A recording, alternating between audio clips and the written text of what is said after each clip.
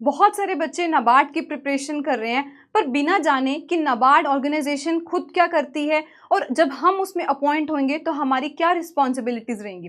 तो मैं इस कंप्लीट एक वीडियो में आपको एक शॉर्ट जर्नी के बारे में बताऊंगी कि नाबार्ड ऑर्गेनाइजेशन क्या है और वो किस तरह से अगर आप अपॉइंट होते हो ग्रेड ए ऑफिसर की जॉब पे तो आपकी क्या रिस्पॉन्सिबिलिटी रहेंगी। तो पहले मैं आप सबका बहुत दिल से स्वागत करती हूँ इस हमारे प्लेटफॉर्म पर एग्रीकल्चर वाला में, जहाँ पे हम लोग एक शॉर्ट जर्नी देखते हैं नाबार्ड की क्या है। पीछे आपने मेरे नाबार्ड के ऑफिसेस तो देख ही लिए, तो अब हम कंप्लीट इसकी जर्नी देखते हैं। पहले आता है कि ये एक बहुत ही यूनिक ऑर्गेनाइजेशन है, यूनिक संगठन है। किस पर्सपेक्टिव में हम ये कह रहे हैं कि बहुत एक यूनिक ऑर्गेनाइजेशन है, तो पहले आते हैं डेवलपमेंटल फंक्शंस, मतलब कि विकास संबंधी जितना भी कोई इंफ्रास्ट्रक्चर बनवाना है, कहीं पे डैम बनवाना है, रिजर्वायर बनवाना है, एग्रीकल्चर और रूरल डेवलपमेंट को लेके, तो वो सारा नाबार्ड देखती है। दूसरा आता है सुपरवाइजरी फंक्शन, क्योंकि जो नाबार्ड है वो पैसा प्रोवाइड करती है आरआरबी रीजनल रूरल बैंक को और कोऑपरेटिव सोसाइटीज को, जो फर्दर पैसा आगे फार्मर्स को देते हैं। आरआरबी और कोऑपरेटिव सोसाइटी आगे पैसे फार्मर को देती है, तो उस चीज को जो है नाबार्ड कंप्लीटली सुपरवाइज करता है, पर्यवेक्षी कार्य करता है। और तीसरा आता है फाइनेंशियल फंक्शन, मतलब कि क्रेडिट फैसिलिटी प्रोवाइड करना, वित्तीय कार्य। तो ये तीनों जो अगर आपको एक ही ऑर्गेनाइजेशन में करने को मिल रहे हैं, देखने को मिल रहे हैं, तो इससे बड़ी आई गेस कोई भी ऑर्गेनाइजेशन नहीं होती, अगर आपने जॉब अपने पर्सपेक्टिव से सोच रहे हैं तो। अब इसके बाद देखते हैं, हम अपनी रिस्पॉन्सिबिलिटी देखने से पहले ये देखते हैं कि उस जो ऑर्गेनाइजेशन है वो क्या रोल प्ले कर रही है, वो हमारे इंडिया में है, क्या रोल वो मेजरली प्ले कर रही है, क्या कर रही है वो। तो पहला आता है प्रोवाइडिंग रीफाइनेंस सपोर्ट। रीफाइनेंस मतलब कि जैसे मैं कहती हूँ कि मेरे को किसी ने 6,000 रुपये दिए, मेरे डैड ने मुझे 6,000 रुपये दिए।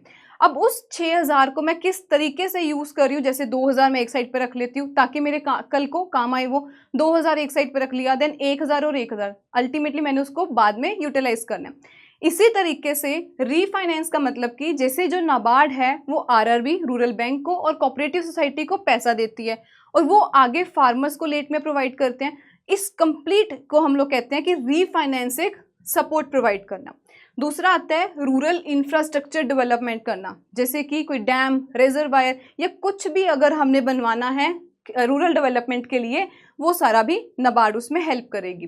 तीसरा आता है डिस्ट्रिक्ट लेवल क्रेडिट प्लान, मतलब कि क्रेडिट फैसिलिटी रेडी करना कि कितना एक डिस्ट्रिक्ट में पैसा कहाँ पे सही तरीके से एलोकेट किया जाए, वो भी इसी में होता है। चौथा आता है supervising cooperative bank and RRB, जैसे कि मैंने पहले भी बताया कि ये आरआरबी और कोऑपरेटिव को एनालाइज करती है, कंप्लीट सुपरवाइज करती है, पर्यवेक्षी कार्य करती है। पांचवा आता है कि कोई भी डेवलपमेंट स्कीम्स को अगर आती हैं तो गवर्नमेंट ऑफ इंडिया की थिंकिंग, मतलब हमारी जो भारत सरकार किस सोच से लाई है उसके साथ ही अपनी अप्रोच को मैच करती है। जैसे कि अगर मैं एग्जांपल दूं, पीएम कृषि सिंचाई योजना, उस स्कीम को हम लोग हर फार्मर तक कैसे पहुंचा सकते हैं, उस पर वर्क करना, अपने रूरल फार्मर्स को अवेयर करना। तो ये किनका रहता है कि इस तरह से नई नई डेवलपमेंट स्कीम्स को लाए ताकि हम लोग अल्टीमेटली भारत सरकार की सोच और जो हमारी सोच है वहां तक फार्मर तक लेके जा सके। देन आते हैं हैंडीक्राफ्ट आर्टिसंस और फार्मर को ट्रेनिंग प्रोवाइड करना ताकि एक उनकी मार्केटिंग प्लेटफॉर्म रेडी हो सके, वो भी अपना जो है खाना आ सके, उनके पास भी उनका भी जो पेट भर सके, तो उनके लिए भी एक अपॉर्चुनिटी जो है करती है रिलीज। ठीक है, तो ये है एक marketing platform for selling the articles, जहाँ पे जाके वो अपने आर्टिकल्स कुछ भी जो हैंडीक्राफ्ट बना रहे हैं उसको बेच सकते हैं। अब ये तो हमने समझ लिया कि ऑर्गेनाइजेशन खुद क्या करती है।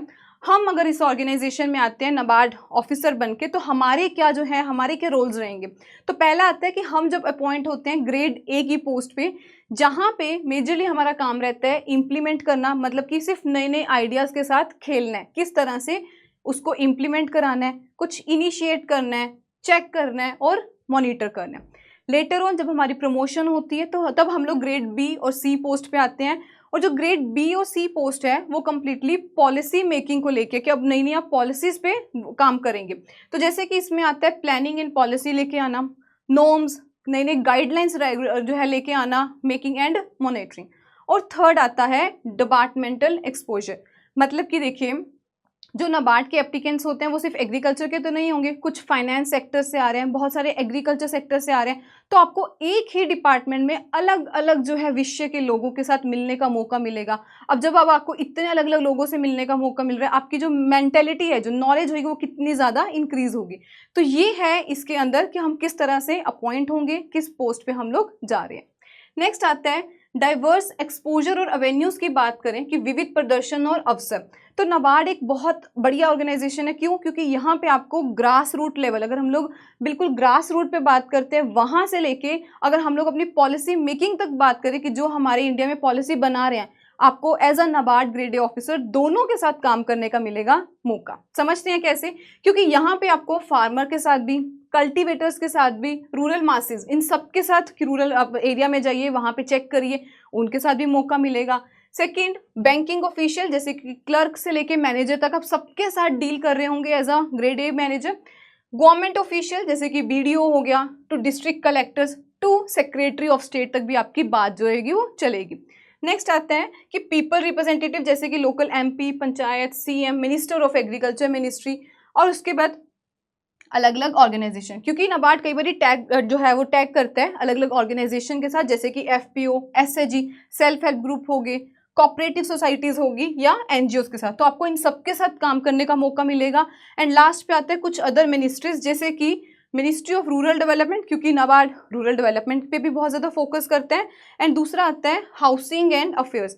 तो इसी तरह से आपको एक ही ऑर्गेनाइजेशन में from grass root level to the policy making, जो पॉलिसी तक बना रहे हैं, सबके साथ आपको काम करने का मौका मिलेगा। तो इससे बड़ी जो एक्सपोजर है, विड्थ अगर हम लोग कहेंगे, तो हमें किसी और ऑर्गेनाइजेशन में नहीं मिलेगी। इसके बाद देखते हैं फील्ड वर्क। तो ये सिर्फ ये नहीं है कि हम जैसे कि कैबिन में बैठ के 9 to 5 वाली जॉब कर रहे हैं, कैबिन में बैठ के, ऐसा नहीं होगा। आपको फील्ड पे भी जो होगा रेगुलर विजिट करवाई जाएगी, जाना पड़ेगा, ताकि जो आप एक्चुअली जो है फार्मर क्या फील कर रहे हैं उसको समझ सकते हैं। ठीक है, तो पहला आता है, इससे क्या होगा, जब आप फील्ड वर्क के लिए जा रहे हो तो एक close connection to the ground reality, आप खुद जाके चेक करोगे कि फार्मर की नीड क्या है। और जो बच्चे तो बीएससी एग्रीकल्चर से ही जा रहे हैं, तो उनको तो पता है कि फार्मर एक्चुअली फील क्या करता है, उसको क्या दिक्कत आती है, और आप एज एन एग्रीकल्चरिस्ट और नाबार्ड ग्रेड ए ऑफिसर आप किस तरह से फार्मर के जीवन में एक जो है उसकी हेल्प कर सकते हैं। ठीक है, उसके बाद आता है to get the essence of majority of India. यहाँ पे मैं एक बात कहूँगी कि जैसे महात्मा गांधी जी कहते हैं कि अगर आपने असल इंडिया देखना है ना, तो आप उसके विलेजेस में जाइए, किसान से बात करिए। तो यहाँ पे आपको एक वो मौका मिलता है कि आप एसेंस ऑफ इंडिया जो है वो फील कर सकते हैं, वो ले सकते हैं। देन आते हैं प्रैक्टिकल अप्रोच, वही कि ये नहीं कि हमने बुक में ये प्रॉब्लम पढ़ी थी, अच्छा इसका जो सोल्यूशन है वो ये रहेगा, ऐसा नहीं होगा। यहाँ पे आपको बुक टू फील्ड लेवल तक आपको चेक करना पड़ेगा, देखना पड़ेगा कि क्या जो हम, जैसे मैं एक स्कीम ला रही हूँ, क्या उसका इम्पैक्ट फार्मर पे पड़ रहा है। ठीक है, next contribution to rural India. अब जब देखो हमने इतनी स्टडी कर ली, इतनी अच्छी पोस्ट पे आ जाए, तो जो हमारी अल्टीमेट सेटिस्फेक्शन है वो हमें तभी मिलती है जब हम लोग दोबारा अपनी सोसाइटी को गिव बैक करते हैं कि हमने आज जो सोसाइटी ने इतना कुछ दिया, इतनी अच्छी रिकॉग्नाइजेशन दी, अब हमारे पास टाइम आया कि हम अपने उस रूरल इंडिया को कंट्रीब्यूट दोबारा से give back to the society कर सके। देन आते हैं tangible and intangible result from feedback, जैसे कि आपको इसमें अलग अलग प्रोजेक्ट्स मिलेंगे। हो सकता है किसी प्रोजेक्ट में आपको बहुत कुछ सीखने को मिले, नेगेटिव फीडबैक मिले, बट अगर बहुत सारे ऐसे भी प्रोजेक्ट्स होंगे जिसमें आपको बहुत अच्छा फीडबैक मिलेगा। अब उस अच्छे फीडबैक से क्या होगा, एक आपको पर्सनल सेटिस्फेक्शन होगी कि येस मैंने जो है अपना कुछ कंट्रीब्यूट किया है। तो वो सारे प्रोजेक्ट्स को आप अपने फीडबैक को कंट्री करके आप नॉलेज जो है वो और एनहेंस कर सकते हैं। ठीक है, तो ये था कुछ फील्ड वर्क को लेके।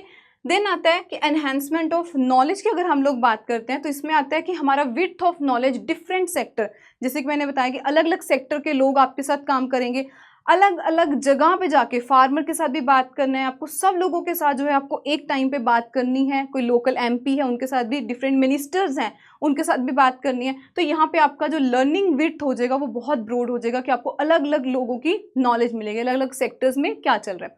देन आते हैं रूरल इंडिया को समझना, क्योंकि हम यहाँ पे फील्ड वर्क कर रहे हैं, तो हमें एक असल जो है रूरल इंडिया में क्या चल रहा है वो हमें समझ आता है। सिर्फ फार्मर तक नहीं, रूरल आर्टिसंस हो गए, जो हैंडीक्राफ्ट वाले हैं, उनका क्या काम है वो हमें सब समझने को मिलता है।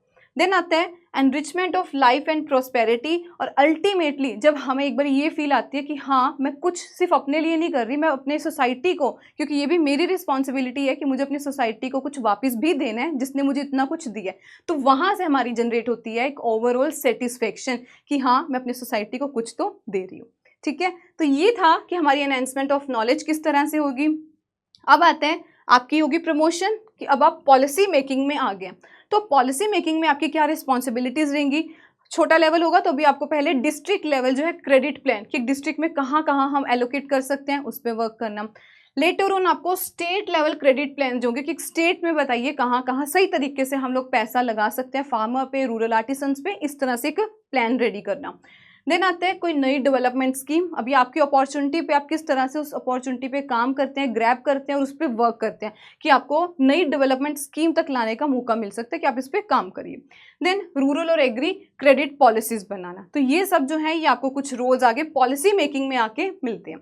देन आते हैं कि अब नाबार्ड का बाकी सेक्टर्स के साथ क्या लेना देना है, क्योंकि हमें पता है कि जो एग्रीकल्चर है वो एक प्राइमरी सेक्टर है, बेसिक सेक्टर है, और ये बाकी सब सेक्टर के साथ, सारे सेक्टर्स के साथ देखें तो ये लिंक्ड है। तो पहले जैसे कि ये एंसिलरी सेक्टर अलग अलग जो एग्रीकल्चर के साथ ही लिंक्ड है, उस पर भी आपको काम करने का मौका मिलेगा। देन आता है जैसे कि ये मार्केटिंग हो गया, तो यहाँ पे हमें मार्केटिंग एनालाइज करना कि कितना जो है हमारा अभी प्लान चल रहा है, कितना आने वाले टाइम में हमें कहाँ पे सही तरीके से इन्वेस्ट करना है। तीसरा आता है कि एग्रो क्लाइमेटोलॉजी, क्योंकि हमें जैसे कि अभी मैं इसकी एग्जांपल दे सकती हूँ कि अभी कुछ 10 से 11 महीने पहले नाबार्ड ने एक क्लाइमेट चेंज प्लान जो था फंड वो रिलीज किया था, क्लाइमेट चेंज फंड। तो इस तरह से जो नाबार्ड है वो क्लाइमेटोलॉजी को लेके भी बहुत सारे अलग अलग फंड्स जो है वो रिलीज करता है, मार्केटिंग को लेके भी बहुत सारे करता है, और भी जो डिफरेंट सेक्टर्स हैं उसमें भी कंट्रीब्यूट करता है। जैसे कि इसमें आ गया प्रोडक्शन में, क्योंकि हमें पता है कि 1935 तक ये प्रिडिक्टेड है, ये बोला गया है कि हमारी जो इंडिया की पॉपुलेशन है वो चाइना से बढ़ने वाली है। अब अगर हम सिर्फ अपने तक सोचेंगे तो हमारा नहीं रहेगा, इसीलिए अब हमें अपना जो है प्रोडक्शन किस तरह से इंक्रीज कर सकते हैं उस पर तो काम करना पड़ेगा। तो नाबार्ड उसमें भी जो है थोड़ी बहुत फार्मर्स की हेल्प करता रहता है, ताकि अभी से हम लोग जो है अपने फ्यूचर जो हमें डेंजर एक खतरा दिख रहा है उस पर हम लोग काम कर सकते हैं। ठीक है, तो ये था। और उसके बाद जो मैं सबसे ज़्यादा इंपॉर्टेंट मानती हूँ, या फिर अगर हम कहें कि अगर अभी तो हमारे में बहुत एनर्जी है कि हम लोग सारा टाइम काम कर सकते हैं, पर बच्चों अगर हम लोग एक स्टेबल लाइफ, जैसे जैसे हम अपनी स्टेजेस में आगे जा रहे हैं तो हमें एक होता है कि हमारी एक स्टेबल जो लाइफ है वो हमें मिलनी चाहिए। इस चीज़ में नाबार्ड ने अपनी बेस्ट अप्रोच रखी है, जिसमें उन्होंने एक बहुत अच्छा वर्क लाइफ बैलेंस कि वर्क और लाइफ जो कि पर्सनल लाइफ है उसमें बैलेंस होना चाहिए। क्योंकि अगर इसमें इम्बैलेंस आया कि अगर आप अपनी फैमिली को टाइम नहीं दे रहे या फिर अपने काम पे ध्यान नहीं दे रहे, तो ये एक इम्बैलेंस क्रिएट कर देती है। किस तरह से उन्होंने रखा है कि वहाँ पे कंप्लीट आपकी 9 to 5 जॉब है, सैटरडे संडे का कंप्लीट ऑफ रहेगा, प्लस कुछ पर्सनल बॉन्डिंग, जैसे कि कहते हैं ना बॉन्डिंग, आपस में आपकी टीम बॉन्डिंग होनी चाहिए, तो वहाँ पे कुछ ना कुछ ऐसे गेट आउट जो है वो चलते रहते हैं, गेट टुगेदर्स उसमें होते रहते हैं। ठीक है, तो ये है वर्क लाइफ बैलेंस, जो कि बहुत इंपॉर्टेंट चीज़ है कि हम अपनी जो है अपनी पर्सनल लाइफ और वर्क लाइफ को बैलेंस करके चलें। अब उसके बाद आता है कैरियर प्रोग्रेशन। हर चीज़, अब बहुत लोगों को होता है कि नहीं मेरे को अपनी लाइफ में बहुत आगे ग्रो करना है, बहुत पैसा कमाना है, और वो भी कुछ गलत चीज़ नहीं है, हर एक की अपनी प्रायोरिटीज़ होती है। तो being this in this job, NABARD grade A officer में आप आज लग के या जब भी आपकी जॉब लगती है उसके बाद हमें ये पता होना चाहिए कि हम लोग किस तरह अपनी जो है आगे प्रोग्रेस इस कैरियर में कर सकते हैं। इसकी मैं इवन आपको लाइव एग्जाम्पल्स भी दूंगी कि किस तरह लोग जो है एक जॉब, एक जो छोटी पोजीशन से, मतलब जिसको कहीं हम लोग छोटी नहीं स्टार्टिंग पोजीशन से लग के एंड वो कहाँ पे कर रहे हैं। तो इस तरह अगर हम देखें कैरियर प्रोग्रेशन, कैरियर की प्रगति किस तरह से रहेगी, तो यहाँ पे पहले असिस्टेंट मैनेजर की तरह आप अपॉइंट होंगे, देन आप असिस्टेंट जर्नल मैनेजर के प्रमोट हो सकते हैं, deputy journal manager, chief journal manager, executive director, और आप एंड तक जो है अपनी करियर में डायरेक्टर तक, यहाँ तक जो है अप्रोच कर सकते हैं। डेफिनेटली इसमें टाइम बहुत लंबा लगेगा, बट यस अगर आप अपने कार्य में, अपने काम में बहुत अच्छा प्रदर्शन कर रहे हैं तो आप इस स्टेज तक जल्दी पहुंच सकते हैं। ठीक है, उसके बाद देखिए अब इसके अगर हम कुछ लाइव एग्जांपल्स देखें कि किस तरह से कैसे है, तो ये हमारे गोविंदराव राजलू चिट्टाला, जो कि GR चिंटाला, जो कि पहले नाबार्ड के चेयरमैन रह चुके हैं। Doctor GR Chintala chairman NABARD के। तो इन्होंने अपनी journey as an officer position पे शुरू की थी और अब इनकी रिटायरमेंट हो चुकी है। ये एक्स जो है चेयरमैन है, और अभी इनकी रिटायरमेंट किस पोजीशन पे आके हुई है कि इन्होंने चेयरमैन पोजीशन तक काम किया। तो ये हमारे पास एक लाइव एग्जाम्पल है कि जिन्होंने इसी पोजीशन पे एंटर हुए थे, वो नाबार्ड में ऑफिसर की पोजीशन पे, और एंड उन्होंने अपना चेयरमैन पोजीशन पे रह के किया। एक और एग्जाम्पल मैं आपके साथ शेयर करना चाहूँगी, जो कि है श्री गोवर्धन एस रावत। इन्होंने अपनी journey as an again officer position पे शुरू की थी, जो कि सितंबर 21, 1992 में इन्होंने अपनी जर्नी जो है नाबार्ड में शुरू की थी, और अब ये एज एन बहुत अच्छी जो पोजीशन पे डिप्टी मैनेजिंग डायरेक्टर की पोजीशन पे काम कर रहे हैं। तो ये डिप्टी मैनेजिंग डायरेक्टर की पोजीशन पे है। तो ये हमारे पास एक सेकंड एग्जांपल आती है। इसके अलावा हमें कई बार लगता है कि ये तो ठीक है, ऐसे इधर उधर की हम बात कर रहे हैं कि है ना, उनकी एग्जांपल।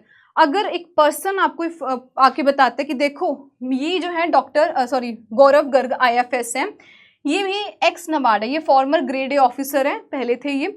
इन्होंने अपने एक कोरा पे, जहाँ पे लोग अपना कुछ पर्सनल शेयर करते रहते हैं, तो इन्होंने अपना कोरा पे कंप्लीट डाला है कि किस तरह से उनको इस जॉब के बारे में फील हुआ, जो वो मैं आपको पढ़ के बताती हूँ।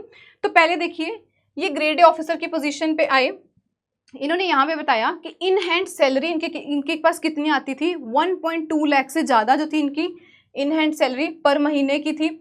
इसके अलावा बहुत सारे अलाउंस मिलते थे, जिसपे उन्होंने कंप्लीट साफ करके बता दिया पारदर्शी तरीके से कि देखो ये सारे अलाउंस मेरे को मिले थे।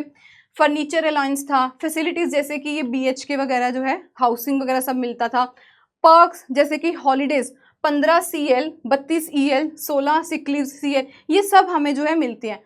एक लाइन इन्होंने और लिखी कि this kind of perks you won't find anywhere else, कि इस तरह से जो फायदे हैं ना, ये आपको किसी और जॉब में नहीं मिलने वाले, कि जो आपको सेटिस्फेक्शन एक इस जॉब में मिलेगी वो आपको कहीं और भी नहीं मिलने वाली। एक पॉइंट इन्होंने और लिखा, जो कि मैंने आपको पहले भी बताया कि वर्क लाइफ बैलेंस कितना इंपॉर्टेंट है। तो इन्होंने यहाँ पे क्या लिखा कि जो कल्चर है ये ना, ये वर्क लाइफ बैलेंस का एंड हेल्पफुल सीनियर, कि आपके जो सीनियर्स हैं अच्छे होने चाहिए, is almost neglected by aspirants, कि एस्पिरेंट सोचता है कि मेरे को नहीं फर्क पड़ेगा, मैं बहुत ज़्यादा काम कर लूँगा, ये वो है ना, कि मेरे सीनियर से ना बनते हो मेरे तब भी चल जाएगा। बट ये निगलेक्ट करने वाली बात नहीं है। बट इन्होंने यहाँ पे क्या बताया, बट ये बहुत लंबे वे में हमारे साथ जाती है in determining your happiness in the job, भी आप कितने खुश हैं। अगर मेरा इन्वायरमेंट अच्छा है, मेरी सराउंडिंग अच्छी है, तो ऑब्वियसली मेरे को उस जॉब में मज़ा भी आएगा। तो यहाँ पे इन्होंने क्या बताया कि जो सीनियर्स हैं नाबार्ड में बहुत कोऑपरेटिव हैं और हेल्पफुल है। तो ये आपके सामने एक जीती जागती, जिसको मैं कोई एग्जाम्पल है, गौरव गर्ग IFS, जिन्होंने अपने कोरा पे कंप्लीटली मेंशन किया, अपने पर्सनल एक्सपीरियंस जो है वो शेयर किए। तो ये था कंप्लीट अबाउट नाबार्ड, आपकी जर्नी कैसे रहेगी, कैसे ऑर्गेनाइजेशन काम करती है और आपका रोल जो होगा इसमें वो क्या रहेगा। आई होप आपको इस कंप्लीट सेक्शन से एक किक मिली होगी कि हम भी अब इस पोजीशन पे हैं और अब हमारी जो दौड़ है वो नाबार्ड ग्रेड ए ऑफिसर की जल्दी स्टार्ट हो रही है। तो आई होप आपको इस कंप्लीट सेक्शन में बहुत मज़ा आया होगा, बहुत कुछ नया सीखने को मिला होगा। तो इसी के साथ हम मिलते हैं अपने अगले सेशन में। Up to date, take care, bye bye and prepare hard. Thank you so much.